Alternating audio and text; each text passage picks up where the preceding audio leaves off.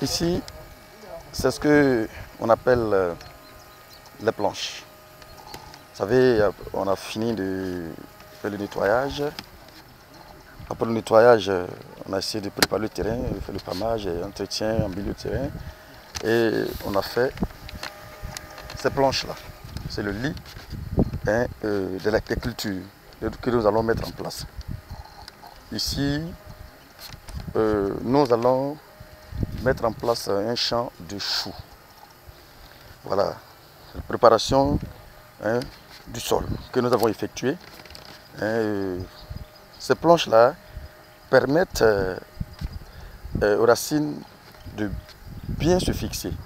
Parce que le sol étant meuble, il aura une facilité de pénétration des racines.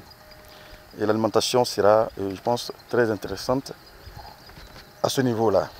Et c'est pourquoi souvent ces planches ont leur nécessité. Mais ce n'est pas la seule manière de le faire. On peut le faire, on peut faire un labour simple à plat, et qui est beaucoup conseillé. Et là, on ne va pas avoir des boules dans nos champs après. Le champ sera toujours plat. Et ça facilite aussi, ça facilite aussi une très belle alimentation quand il pleut, une pénétration de, comment on appelle ça, de l'eau. Mais nous avons préféré faire les planches. Oui, bon, parce que on a préféré les planches tout simplement parce que les gens sont habitués à faire. Bon, on en a fait comme ça. Mais cela ne gêne pas, ça ne dérange pas de toutes les façons. Ça, c'est une étendue de, comment on appelle ça, de demi-hectare environ que nous allons faire ici. Nous avons déjà fait ces sculptures-là, un peu ça et là, dans les différents coins, pour voir comment ces cultures agissent ici, bien réagissent ici. Effectivement, nous avons vu un bon rendement, un très bon comportement au niveau de ces plantes-là. On n'a pas rencontré de difficultés. Ce sont des cultures qu'on avait effectuées sans mettre un seul gouttelette de produit dessus. Et effectivement, ces cultures ont bien réagi, ont été très sages, comme je l'ai dit. Et vraiment, ça nous a rassurés que nous pouvons faire ces cultures-là ici, à grande échelle, en toute tranquillité. Et c'est pourquoi nous avons lancé réellement la phase même réelle de la réalisation du projet. Ici, vous allez voir que ce terrain n'a pas la même texture, les sols ne sont pas les mêmes.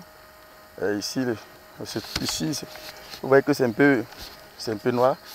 Voilà, la terre est très noire, je pense qu'il semble être très riche. Il y a une belle humidité déjà. Je pense qu'ici ce sera très intéressant. On ne travaillera pas beaucoup ici, ça ne va pas trop demander de l'eau. Mais par contre, en haut ici, c'est un sol qui est beaucoup sableux. Il y a beaucoup de sable dans ce sol-là. Et c'est plus sur le sable. Donc on dirait que ce ne sera pas aussi facile. Mais pour moi, il n'y a aucun sol qui est inhospitalier à une culture. Aucun. Aucun sol n'est inhospitalier à une culture, aucune terre ne refuse aucune culture. Je pense qu'on peut faire ces cultures partout. Seulement, il faut essayer d'aménager. Il faut essayer de trouver, de changer l'environnement de la culture en fait.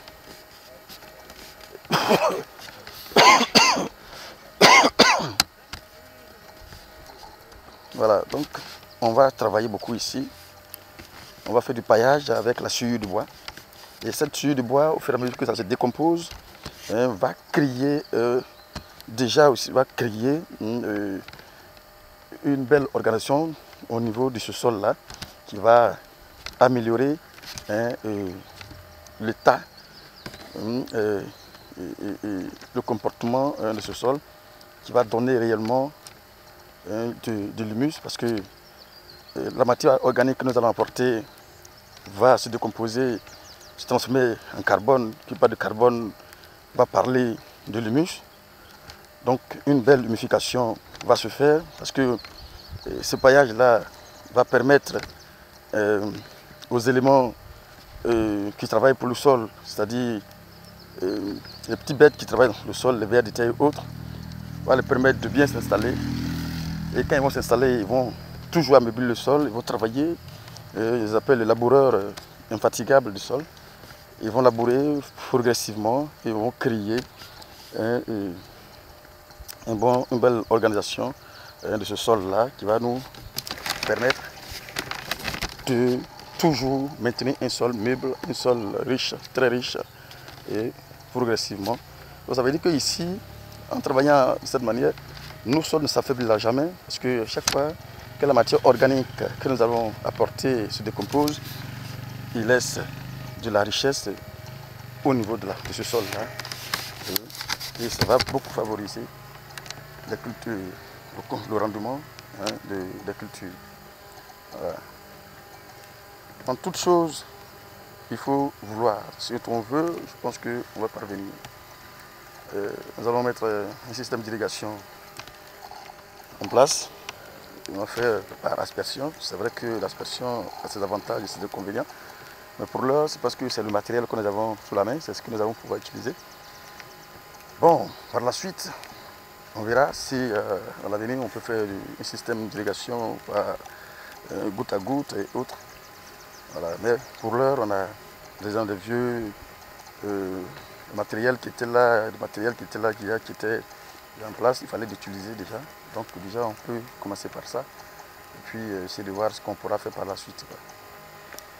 Mais ce qui est intéressant, c'est que la volonté y est. Et je pense qu'avec ça, on a déjà le succès à tous les coups. C'est un projet qui je nourris depuis des décennies, beaucoup d'années. Je veux dire que j'ai plus le temps de connaître ces cultures, j'ai plus le temps en tout cas de les apprécier, d'apprendre culture par culture.